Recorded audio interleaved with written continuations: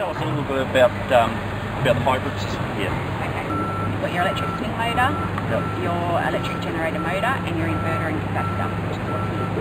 Okay. So as we were talking before, the electric swing motor generates electricity during swing deceleration.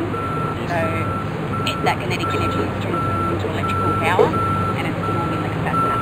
Okay. You've got the generator motor, which will draw energy from the capacitor to ramp up your engine assistance when it needs it, and it'll also generate electricity off engine torque and bring it back and store it in the capacitor. Okay. They're both generators and they're both motors.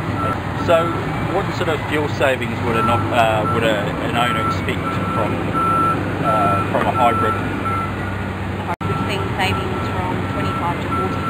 Wow, really? Yeah. 40? That's amazing. And on average around Australia we've seen about 30%. Yeah. It's the same with CO2 reduction.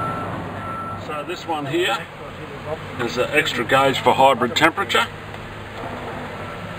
Fuel eco gauge, litres used per hour and instantaneous litres per hour. Economy mode, breaker settings, attachment settings. So we can go into there and 4 different economy adjustments, different breaker settings. And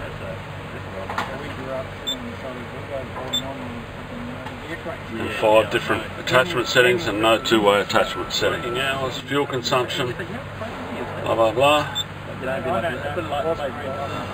Eco guidance records. Excessive engine idling event 1.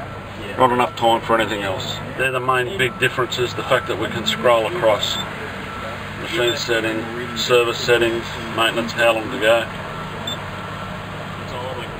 It's idling now at 1000 RPM to charge the capacitor drop.